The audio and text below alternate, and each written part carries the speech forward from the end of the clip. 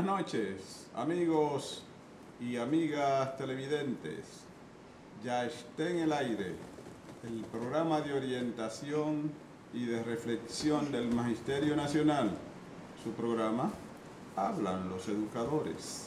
Hablan los Educadores es su programa de noticias, de comentarios, de entrevistas. Hablan los Educadores, de lunes a viernes de 7 a 8 de la noche, por el canal del Sol, en su nueva visión. Bueno, amigos, amigas televidentes, si usted quiere saber lo que ha pasado en el sistema educativo de la República Dominicana, no mueva su canal y así podrá enterarse a través de este programa, su programa, Hablan los Educadores. Y en Hablan los Educadores, como todos los lunes, el tutumpote, el único maestro jubilado con dinero, Rafael Hungría Bautista. Buenas noches, don Rafael. Buenas noches, don Julio. ¿Cómo está usted? Dicen que el que a buen árbol se arrima, buena sombra le da. Ajá. Entonces, ya usted sabe, usted el árbol. Ajá. Ah, claro. ¿Qué va a negar ahora? Que... No, yo no estoy negando nada. Yo solo dije una frase muy vieja. Sí. También con nosotros, ¿verdad? Como los lunes también que le corresponde acompañarnos, está el maestro Luis de León. Don Luis, buenas noches, ¿cómo está usted? Gracias, buenas noches, querido maestro ¿Cómo tú estás, Julio Luis? Batista y querido maestro Rafael Hungría, maestro Enrique de León, también. Es un ¿Cómo va honor todo? estar acá con ustedes Díganos, ¿qué hay de nuevo? para compartir nuevas informaciones. Bueno, hoy en el país de reunión en materia de educación, los ministros de educación del Acuerdo Internacional SEC-SICA, Sistema de Integración Centroamericana, ministros de Educación de Centroamérica y de Cultura.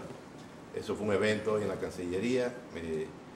Durante estos 2 días estarán conociendo la problemática cultural y educativa de los países que pertenecen al SEC-SICA, Sistema de Integración. Cuando usted dice conociendo la problemática, ¿en qué sentido? No, yo digo la temática, los acuerdos, la fortaleza, la debilidad, porque es un acuerdo de mutuo, de fortalecimiento mutuo entre los países centroamericanos, del cual forman parte Panamá, los países norteamericanos, del Caribe, Panamá, República Dominicana, Belice, están ahí en ese escenario también de fortaleza regional centroamericana, lo que muestra también la independencia de estos países latinoamericanos, que ahora están, ¿verdad?, independientemente de todos los retos y desafíos que hay en la región, ahora con la cumbre que se dará en el Perú próximamente.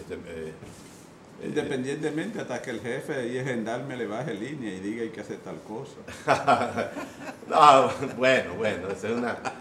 La independencia de estos paisitos eso es literal, eso es filosófico. Sí, pero en América Latina, todo lo que usted está viendo ahora mismo, por ejemplo, la misma prisión del presidente Ignacio Lula da Silva. ¿Y por qué está preso Lula? Porque el gendarme ha dado la... Precisamente, pero ese es un muerto, ese gobierno no tiene autoridad moral. No puede durar mucho tiempo ahí en la cárcel. Bueno, mientras... Porque hay todo un pueblo, más de 40 millones de brasileños pero salieron todo un de la imperio, pobreza. pero todo un imperio apoyándolo. ¿Quiere que le diga una cosa? Eso es una... Luis, ¿quiere que le diga una cosa? A Lula da Silva, de esa cárcel lo van a gastar por cada presidente. Y, no, Claro. Él va a ganar. no, es que no puede ser candidato. ¿Quién Es que gana? sea una... No, Julio, lo van a tener que soltar. Bueno, No van a aguantar. Bueno, es que Esa cárcel, no hay cárcel para un hombre. No, exacto. Fíjense, el competidor más cercano tiene 20 puntos por debajo del presidente Ignacio Lula. Todo el mundo sabe y reaccionó yo no estoy que es para impedir. Yo no estoy contradiciendo eso. No, que es para impedir. O sea, Pero es que lo han inhabilitado porque con esa... No lo han inhabilitado pero todavía. no para ser candidato, ¿no? no. No puede ser candidato, no, incluso preso. No, él mismo promovió una legislación. Cuando usted era condenado, lo inhabilitaban. Pero él no ha sido todavía condenado de manera definitiva. Todavía falta una instancia. Pero fíjate que ahora que va al juicio de fondo, lo que se estaba discutiendo, porque esta es una encerrona preventiva, o sea que es preventivo, no es que lo han... esa es la posición del Ministerio Público de Brasil, cuando plantea 12 años de prisión, y lo que se estaba debatiendo era, en el momento, era si él continuaba en libertad para asumir el juicio de fondo, o si para asumir el juicio de fondo debía estar en la cárcel. Y eso fue lo que prefirieron ellos, para inhabilitarlo. Es como el presidente López Obrador en México. El profesor, no, él está condenado en primera Claro, está condenado en primera instancia. ¿Dónde sacan que no está condenado? Él apeló en segunda instancia y le él está condenado a 12 años. Ahora tiene que llegar al Tribunal Superior para una condena definitiva. Okay. Pero todavía él puede ser candidato y puede hacer campaña desde la cárcel. Y de hecho, si en definitiva es condenado, se reitera, se confirma, él puede entonces renunciar a la candidatura y ocupar su lugar otro compañero. Fíjese, hoy que es día 9 de abril, hoy es Día Nacional de la Descentralización Educativa, que fue un proyecto, ¿verdad? Pero ¿y a dónde está la descentralización educativa? Déjeme, aquí no hay descentralización educativa. Déjeme mi discurso. Pero hoy es día 9 de abril también del Bogotazo. Eso sí. Cuando se... Gaitán, Jorge Eleazar Gaitán, aquel acontecimiento que el gobierno conservador dio al candidato del Partido Liberal, quien fue, por cierto, ministro de Educación, fue alcalde, ¿no? Y todo aquello hizo brotar una violencia que todavía está en Colombia. Bueno, un presidente de aquí era embajador allá.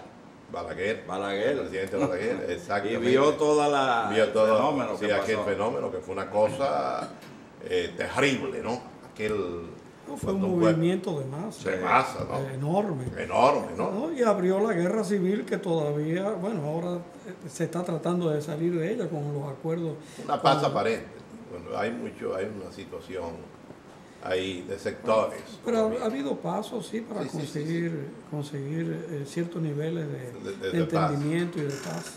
Algo más, don Luis, para no, bueno, como que estamos medio contradictorios en el día de hoy. No. Bueno, hoy también es aniversario del nacimiento de una eminente educadora, Camila Enríquez Ureña, que es una gran hermana de don Pedro Enríquez Ureña, hija de doña Salomé Ureña. De doña Salomé Ureña de Enríquez. Ahora, ahí estamos coincidiendo. No, porque, me excusa, porque descentralización... el choque viene a la luz, no porque importa. Descentralización educativa aquí no hay. Eso no existe.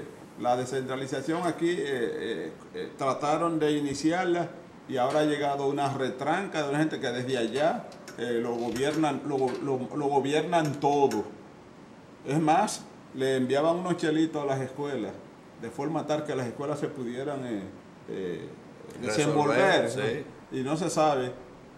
Pasó el año pasado y se quedaron con más del 70% de eso. Y ahora, todavía que yo sepa, pues, escucho a los directores de las escuelas escribiendo que todavía no han recibido la primera descentralización. Y eso está en el presupuesto de educación. Bueno, en realidad eso no es descentralización, no, pero es eso, desconcentración. Pero eso es lo que decían desde educación, que era descentralización. Bueno, la ley dice que es pero descentralización, realmente es usted es más contradictorio que yo. Entonces.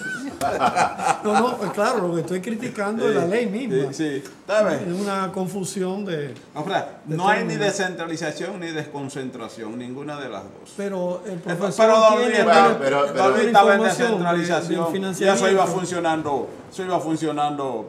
yo vi que iba funcionando bien y de buena primera no sé qué pasó. Bueno, es un proceso, tiene sus altas y sus bajas. Un proceso que está abajo. Es un mandato de la ley. Es un proceso que está abajo y muchas veces está más abajo. ¿Pero desde cuándo no se recibe el dinero? ¿Desde mayo del año pasado? El año pasado casi no lo recibieron las escuelas. Se ha producido ciertos retrasos en la entrega de las campañas. Oye, si ustedes buscan la ley de educación, se mantiene. Luis, si buscamos la ley de educación en la misma Constitución de la República, aquí hay leyes que no se cumplen, que eso no tiene nombre. que dice que lo establece la ley, una indexación a los salarios de los pensionados. Ah, llegó a la hormiguita. Sí, hay que llegar ahí, siempre voy a llegar ahí, hasta que no cumplan, y eso lo establece la ley. Y el amigo televidente quiere opinar, déjame decir de la descentralización, que quiere opinar. Buenas noches. Sí, buenas noches. Sí, le escucho, ¿dónde nos habla? Quiero saludar a todos los maestros que están ahí. Sí. Usted sabe, Julio, Sí. que el color blanco significa la dignidad de una persona, su honestidad, todas esas cosas que caracterizan a un hombre verdaderamente puro. Esa bandera la empuña Luis de León. Ay, Es gracias. un hombre, Eso sí. un hombre, Gracias, es la gracias. única persona en la Secretaría de Educación que enarbola la dignidad. Así, Y eso sí. aquí mi amigo Rafael Hungría, también Ramón Emilio Jiménez, su caminar fue verdaderamente didáctico, pedagógico. Esos son dos gente y usted también. De modo que yo los saludo y Luis, mantén esa bandera bien empuñada. Sí, que no Ay, se le gracias. caiga. Que no se le caiga, porque miren, se está tornando negra Así la es. que enarbolan los demás. Gracias, maestro. Adiós. Sí. Bien. Don Luis, algo más que quiera seguir hablando y luego se queda con nosotros aquí, pero usted sabe que cuando usted viene siempre tiene una parte especial para usted hablar sobre los temas que usted siempre trae toda la semana. Sí. Quiero decir también en la parte en esta semana, comenzamos la Comisión Permanente de Efemérides Patrias, el Ministerio de Educación, el Archivo General de la Nación. Nos empezamos 2 tipos de reuniones organizando el aniversario 53 de la Revolución de Abril.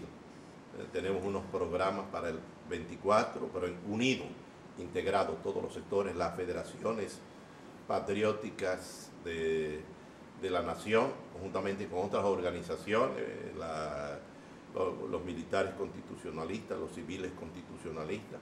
Queremos hacer este año, el próximo 24 y 28, actos integrados y unidos que muestren el espíritu y la dignidad de los combatientes de la Revolución de Abril, hombres y mujeres. Y destacar que el próximo lunes aperturamos la exposición patriótica 24 de abril, que se coloca en el área perimetral del ministerio, toda el área verjal. Una modalidad testimonial de educación con la imagen, con la fotografía, para presentar en estos nuevos tiempos todo este liderazgo de mujeres, las mujeres de abril, los hombres de abril, la juventud que participaron en esa epopeya. Todo eso en una modalidad de educación interinstitucional o de coordinación interinstitucional para un hecho histórico que tiene memoria siempre viva en estos días y que es un acontecimiento singular. Bueno, pues la niñez, los niños, los adolescentes, los jóvenes en estos tiempos puedan pues caracterizar y ver ese hecho como un hecho que hay que emularlo permanentemente. Bien. Mire, a los amigos televidentes que nos están llamando, vamos a decirle la temática del programa en el día de hoy. Vamos a ir a la pausa. Cuando regresemos, vamos a hablar en esta semana, ¿verdad? Que el 13 de abril se cumple un aniversario más de la fundación de la Asociación Dominicana de Profesores. Por eso tenemos aquí con nosotros a Enrique de León, quien nos va a hablar de eso. Y después de la intervención, entonces vamos a hablar con ustedes, amigos y amigas televidentes. Así que primero escuchemos, cuando regresemos, a Enrique de León sobre la fundación del sindicato y entonces luego vamos a recibir las llamadas de ustedes con todas sus preguntas. Antes de ir a la pausa, a los amigos de San Juan de la Maguana, los maestros de prepara de la tanda dominical, de los domingos que no han cobrado, ya desde el ministerio me acaban de confirmar que están trabajando esa parte y que para este mes de abril ustedes van a recibir el pago.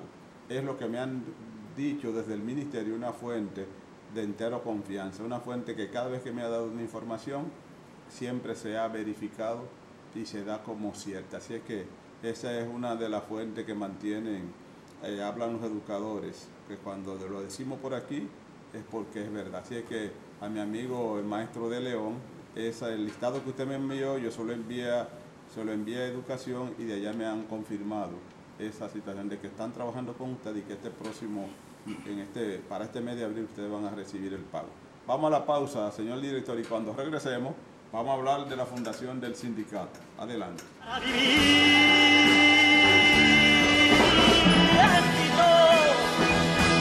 Noches amargas, días de hambre, pero feliz. Gracias, amigos y amigas televidentes, por continuar ahí con el espacio de orientación y de reflexión del Magisterio Nacional. Su programa Hablan los Educadores. Bueno, amigos televidentes, estamos en el mes de abril y este día 13, la Asociación Dominicana de Profesores cumple 48 años de fundada. Vamos a conversar con Enrique de León para que nos explique cómo fue el surgimiento de la Asociación Dominicana de Profesores, y en el desarrollo de la conversación vamos a ver cuál es el papel que juega el sindicato, si es necesario mantener un sindicato de maestros, si eso beneficia o perjudica a los docentes. Buenas noches, don Enrique, ¿cómo está usted? Muy bien y muy contento de estar en tan buena compañía Gracias. de viejos amigos, también. no que sean viejos ellos, sino que es una amistad vieja, añeja. Y que comenzó joven. Sí, bueno, ya la ADP tiene 48 años y nosotros fuimos fundadores, entonces, muchachitos, ¿verdad? Y Claro. ustedes también. Claro. Don Enrique, ¿qué originó las causas que motivaron la fundación de la ADP? Bueno, la ADP se funda en un momento donde la escuela pública fue cerrada por el doctor Balaguer. Era un periodo en que el doctor Balaguer se preparaba para su segunda reelección, es decir, o para su primera reelección en el año 1970. Y entonces el movimiento estudiantil era el sector más activo de esa oposición, de la oposición a la reelección del doctor Balaguer. Y entonces la solución que encontró el doctor Balaguer y su equipo fue cerrar las escuelas públicas. Entonces, en respuesta, y ocupar la Universidad Autónoma de Santo Domingo. Entonces, con las escuelas públicas cerradas y la UAS ocupada militarmente, los profesores, un grupo de profesores y profesoras de colegios privados, principalmente de los colegios católicos y evangélicos, nos reunimos y dijimos, bueno, pero si la escuela pública está cerrada, la escuela de los pobres está cerrada, entonces la escuela de los ricos no puede estar abierta. Entonces cerramos las escuelas y los colegios privados, sobre todo de clase alta, y congregamos, llamamos a todos los profesores que se sintieran animados a una asamblea que se hizo en Los Altos, de donde quedaba la librería dominicana, en la calle de las Mercedes, casi el 19 de marzo. Mercedes Esquina Menillo. No, el Librería 19 de marzo. 19 de marzo. 19 de marzo. Entonces ahí hicimos una primera reunión donde fueron profesores de la universidad, profesores que estaban en ese momento tratando de organizarse, porque ya FENAMA, la anterior. La Federación Nacional de Maestros, ya había desaparecido por la represión del doctor Balaguer. Entonces, los profesores de colegios privados, y ahí se decidió ir a convocar a una gran asamblea que a la misma vez que protestaba por la ocupación de la Universidad Autónoma de Santo Domingo por las Fuerzas Armadas y la Policía Nacional y el cierre de la escuela pública, formar de nuevo una organización magisterial. Entonces, así el 13 de abril nos congregamos, creo que fue domingo, cayó domingo, nos congregamos maestros de todo el país, antiguos restos de FENAMA, profesores universitarios, profesores de colegios privados, profesores de educación pública, principalmente de la capital, en el Teatro Agua y Luz, Sí. lo que quedaba del Teatro Agua y Luz. Para poder ir a la asamblea tuvimos que tener un forcejeo muy fuerte con la policía. ¿Quiénes eran los principales cabecillas de ese movimiento? ¿Quiénes eran que dirigían los principales cabecillas? Bueno, en ese momento lo que habíamos tenido la iniciativa eran profesores de colegios privados, muchos de ellos son en este momento profesionales que viven en el exterior. Estaba Héctor Jiménez, estaba, en fin, un grupo de gente muy jóvenes, pero también estaban profesores de la universidad, en este caso doña Ibelice, estaba el propio rector en ese momento, que era el doctor Caseacta, y profesores de la educación pública que estaban organizados en asociaciones locales que también acudieron. De ahí se constituyó la Asociación Dominicana de Profesores, que nació como una organización de todo el sector educativo. De todo. No solo del sector público, sino sector privado, sector de la educación preuniversitaria, de la educación superior. Es decir, que la ADP nació incluyendo a todo el personal docente. ¿Cuál fue el primer presidente? ¿A quién La primera presidenta fue doña Ibelice, la profesora Ibelice, sí. Y el primer secretario general fui yo. Ya desapareció la presidencia en el año 71, 72, en el cuarto Consejo Nacional, y nos quedamos con la estructura como sindicato, estructura de Secretaría General, ¿no?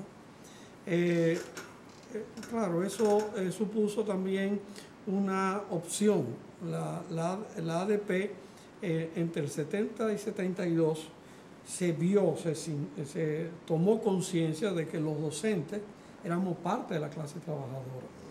Y a diferencia de FENAMA, que se veía a sí misma como un gremio profesional, nosotros en la ADP nos veíamos como un sindicato de trabajadores, sindicato único de los trabajadores de la enseñanza. ¿Cuáles fueron las primeras conquistas logradas por el... Bueno, la primera fue la apertura de la escuela pública. Realmente la ADP, desde su inicio, tiene una vinculación con la educación pública. Eso es muy importante. Es decir, la ADP se abanderó desde el primer momento por la defensa de la educación pública. Y llamo esto la atención porque en este momento hay una alianza entre el entre el ministro de Educación y la cúpula empresarial. Detrás precisamente la cúpula empresarial de transformar el 4% en una oportunidad de negocio, con ellos en calidad de suplidores. Y eso atenta precisamente con la educación pública. La ADP, como todos los sindicatos magisteriales del continente, estamos obligados a luchar para proteger la educación pública. Yo quiero que usted me analice, por favor, la ordenanza 24-17 a la luz de la parte legal. ¿Qué usted? Bueno, comenzando por el pacto educativo, que tiene una fuerza de ley.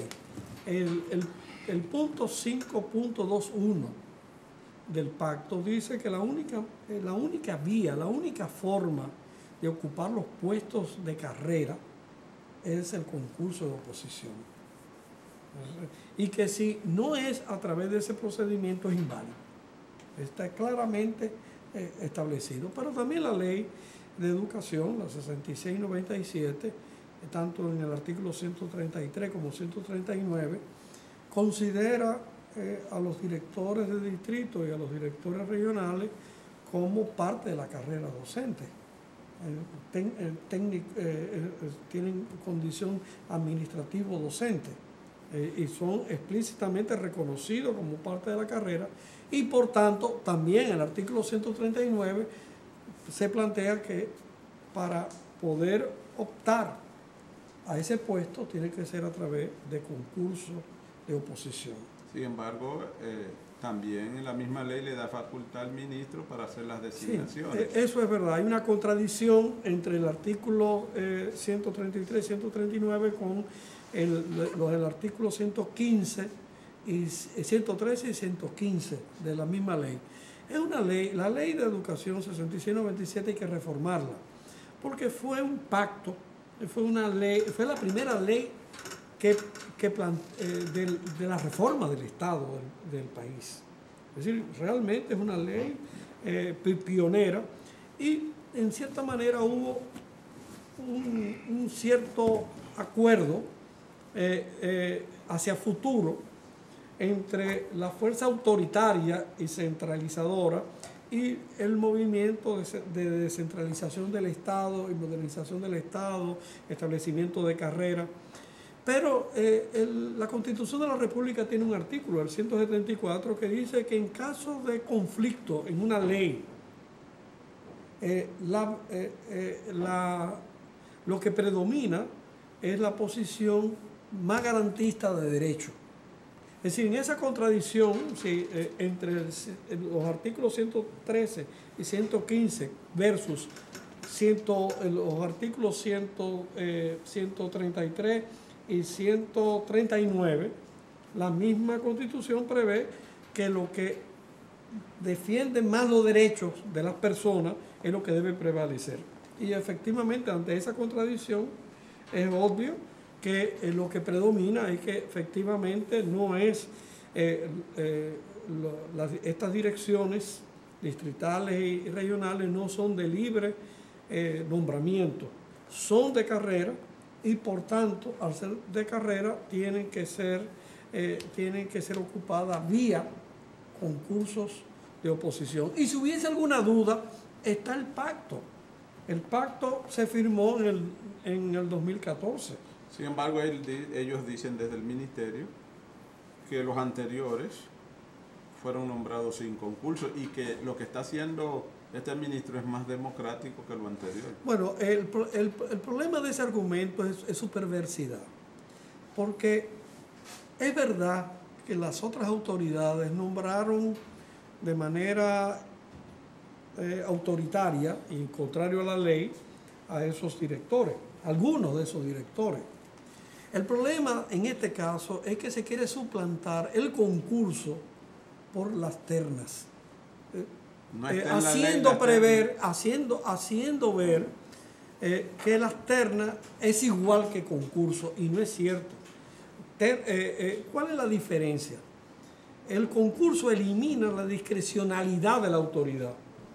Es decir, aunque la autoridad es limitada a 3, escoger entre 3, quien escoge es la autoridad, es decir, hay una discrecionalidad que se le otorga a la autoridad, aún suponiendo de que los 3 preseleccionados efectivamente fueron seleccionados de manera idónea y correcta, suponiendo eso.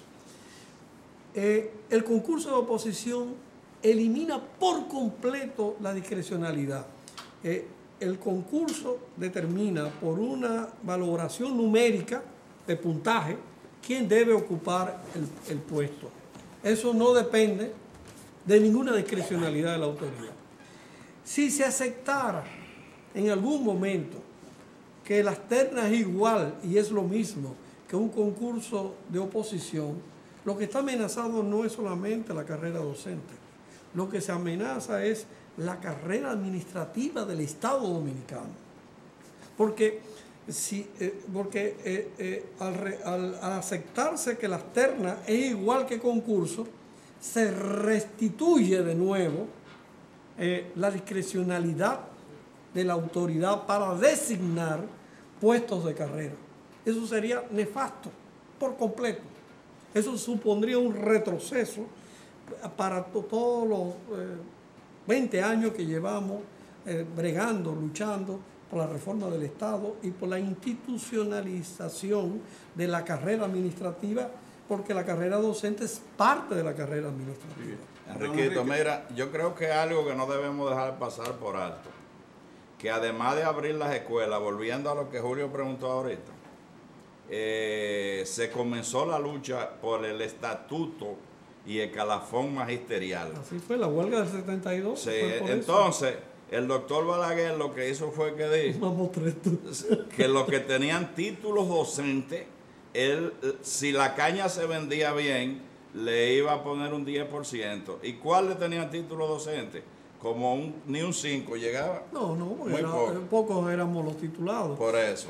Ahora, lo importante es que la ley actual, que hay que reformar, sin lugar a dudas, porque ha quedado rezagada, y tanto con respecto a otras legislaciones como a la realidad que ya vive la educación dominicana y el país, estableció esa ley la carrera docente y describió como parte de la carrera docente a los docentes, es decir, a los maestros, a los que están en el aula, a los técnicos, son personal docente, como los administradores que tienen título docente, como es el caso de los directores de las escuelas o de los centros educativos, los directores distritales y los directores regionales. Y que por tanto esos puestos solamente pueden ser ocupados por personas escogidas a través de concursos de oposición. Enrique, ¿por qué si la Asociación Dominicana de Profesores inició con un abanico de todo el magisterio a nivel nacional, por qué esa segregación a última hora, donde solamente pertenecen al sindicato los docentes que son de directores de escuela hacia abajo, y dejó fuera a los colegios privados, dejó fuera a los técnicos, dejó fuera a los maestros universitarios? No, pero eso fue el resultado del desarrollo histórico. Primero, los maestros de colegios privados, yo era parte de los colegios privados, nos sequitrillaron a todos, nos sacaron de los colegios a todos. No dejaron, y una buena parte de los maestros, de profesores, los docentes de colegios privados, estaban cursando otras carreras, en realidad, y bueno, cuando lo votaron, bueno, terminaron su carrera y siguieron su vida.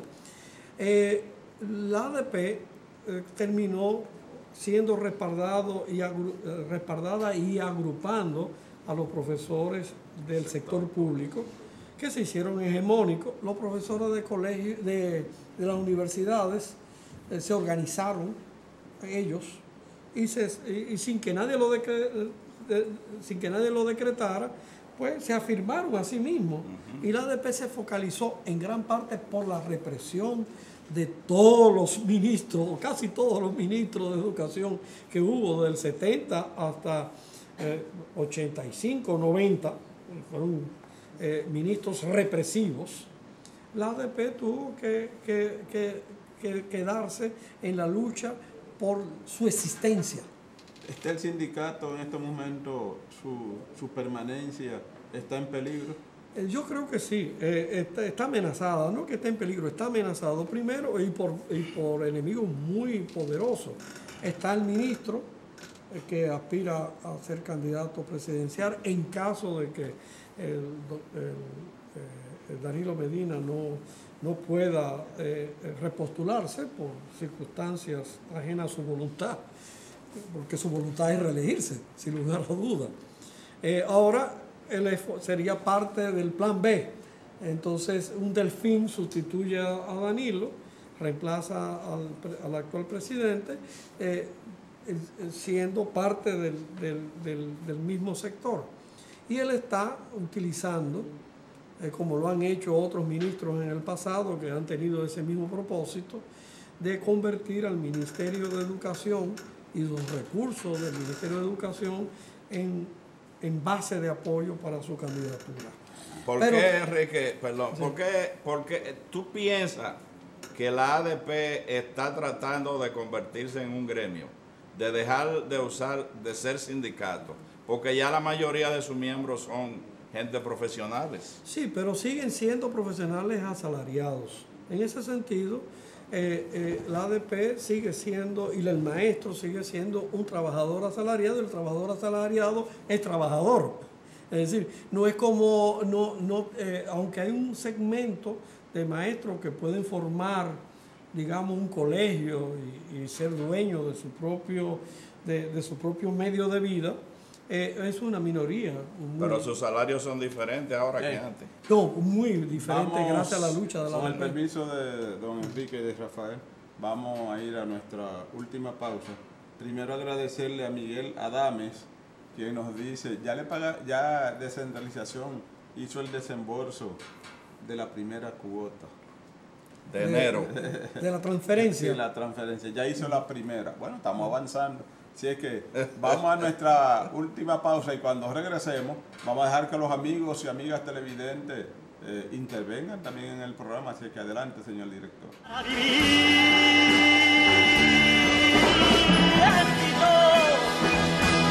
noches amargas, días de hambre, pero feliz. Gracias, amigos y amigas televidentes, por continuar ahí con el espacio de orientación y de reflexión del Magisterio Nacional. Su programa Hablan los Educadores. Gría, tú vas a dar las gracias a los amigos. Tenemos que dar las gracias a los amigos del programa La Voz Libre, Wenchi Wilkinson Medina Sánchez. Oye, pero qué apellido. Hay que estar pegado, hay que estar. Gracias por menos su libro, su novela. Solo la muerte vence al amor. Y esperamos que sigan adelante. Así es. Para seguir ahí, el libro se llama Solo la muerte vence el amor. Es que lo pusieron allí en pantalla. En pantalla. ya. Sí, Mire, profesor, vamos buenas a... noches. Bien, ¿de dónde nos habla? Barahona, Adelante, Barahona, le escucho. es para saber si usted ha sabido algo sobre lo que van a pagar también adelante a los de los vagos. Bueno, yo oí diciendo que sí, que le iban a pagar y que a unos 20,000, pero eso no me lo han dado mis fuentes, que son siempre de entero crédito, lo he escuchado. Tendría que confirmarlo con la fuente que siempre me... Sí, pero he oído eso. Espérate. Buenas noches. Buenas noches. Luis, Buenas noches. Julio. Muy buenas noches, señor Julio. Buenas. Te habla Juan Ramón Santana de Condetre. Dígame, Juan Ramón. Démele un buen saludo a mi amigo ahí, Enriquito, compañero de 1000 batallas en el pacto eléctrico. Sí. Adelante. Es otro Adelante, frente. Juan. No, para aportar algo sobre el debate que usted tenía sobre las designaciones de directores de distrito y regionales. Nosotros con DETRE tenemos actualmente un expediente en el Tribunal Constitucional. Es el expediente TC 01 2018-008. Porque, Enriquito, podemos aportar también que la ley 4108, en su artículo 104, que es del 2008, deroga todo lo que contradice, y en este caso el artículo 109 y 115 entran en contradicción con la ley 4108. Por lo tanto, esas designaciones con esa ordenanza son ilegales e inconstitucionales. Así que es bueno que ustedes chequen eso también. Gracias, Juan Ramón Santana. Muchas gracias. Dice, buenas noches, muchas bendiciones, para que hable sobre los centros nuevos que no han iniciado y una transferencia con código y junta de centro formada de... como que no leo muchas... Quiere decir que tienen una junta de centro formada, tienen su código, pero que no han recibido transferencia tampoco. Eso es parte de la descentralización. Don Enriquito, Desconcentración. Bueno, la descentralización es si esos fondos estuvieran en manos de los ayuntamientos. En muchos países de América Latina hay competencia de educación que está en manos de los ayuntamientos. Eso es descentralización. La municipalidad, Sí, autonomía municipal. sí. Por ejemplo, incluso las escuelas. En Colombia y en Perú, las escuelas básicas son municipales. En Chile, y como tuvimos Argentina, nosotros sí. hace muchos años, antes de Trujillo, las escuelas eran de los ayuntamientos. muy bien. Los amigos del decreto 292-17 están trabajando con ustedes son los próximos que van a cobrar. Para mí ustedes están casi cobrando, casi deben de estar cobrando. próximamente le vamos a decir cuál es la fecha cuando le corresponde. Julio. Buenas noches. Sí, le escucho. Buenas. ¿Aló? Sí, le escucho. ¿De dónde nos habla? Yo le estoy llamando, es un profesor que está en el decreto 192. Sí. Yo quiero saber, realmente, porque uno va a Inavima y eso es un secreto. Yo quiero saber cuánto estamos nosotros para hacer llamadas. Muy bien. Imagínese usted, si usted va a Inavima y ellos no le dan la fecha, yo no la puedo dar. Yo, aunque la tenga, yo no la puedo dar. Aunque sea amigo de Yuri. Aunque sea, sí. Porque ellos, lo que pasa es que Inavima se está cuidando de cuando diga en tal fecha no moverla. Porque cuando ellos dicen una fecha, si la mueven aunque sea 2 días, de una vez los acaban, un reperpero. Pero ellos están trabajando en eso. Los próximos que van a cobrar son ustedes. Ustedes deben estar casi cobrando ya. Pero yo no, si él va a Inavima y no le dan la fecha, ¿cómo yo lo voy a dar por aquí en público? Es peor todavía. Pero próximamente yo les prometo que la voy a anunciar porque ellos ya van muy avanzados. Entonces aquí, Rafael. Sí. Julio, todos, vamos a darle el pésame a nuestro compañero, fuimos compañeros en el Ramón Emilio, Luis Mejía Cruz, y a Celeste, que su madre murió y fue enterrada hoy. Lo sentimos y que Papá Dios la haya recibido en su santo seno. Bien. También déjeme decirle que la cooperativa de maestros en el día de hoy ha estado de luto por la muerte de una de sus empleadas queridas, cariñosamente conocida como Alfa, en un accidente de tránsito allá cuando regresaba de Estados Unidos por el aeropuerto de Santiago. Es de Villa Altagracia. ¿Eso fue ayer? Eso fue el sábado. Y en un aparatoso accidente. Hoy todas sus compañeras estaban llorándola, vestida adecuadamente para la ocasión. Y fue un día verdaderamente pesado allá, donde la tristeza embargaba a cada uno de los empleados de la institución. Así es que Alfa, cuando tú estabas vivo, todos tus amigos te querían mucho. Todavía te van a seguir queriendo. Don Enrique, usted me dijo que quería decir... Sí, no, que usted me preguntaba si la ADP estaba amenazada. Yo le dije que sí, que efectivamente esa alianza entre un ministro que quiere postularse como presidente, si el presidente actual no se repostula y está utilizando los recursos del ministerio y del 4% como base para su postulación, y con la cúpula empresarial que aspira como suplidores a hacer negocio con el dinero del 4% de la educación. Pero también hay otro riesgo. La ADP este año va a un proceso electoral interno. Las elecciones siempre incentivan el sectarismo y tendencia a la división. Entonces, la cohabitación de esas dos cosas, el ataque externo y la lucha interna, hace que la ADP esté viviendo un momento muy difícil. Entonces, por eso nosotros planteamos en el pleno dirigente que se celebró esta semana pasada, le planteamos la necesidad de que todas las corrientes que hacen vida en la ADP hagan un pacto por la unidad y la democracia del sindicato. Bien, don Luis, Tutumpote, Enrique, el tiempo se nos ha ido. Nos hacen falta 2 o 3 horas de un programa para nosotros poder conversar con más amplitud. Y a los amigos televidentes lo sentimos que la participación en el día de hoy fue muy mínima, pero será en otra ocasión. Así es que gracias por su participación. Y a ustedes, amigos y amigas televidentes, gracias por su sintonía. Mañana estaremos de nuevo con ustedes y su programa Hablan los educadores. Pasen buenas noches. No muevan su canal porque ahora viene La Voz Libre. A vivir.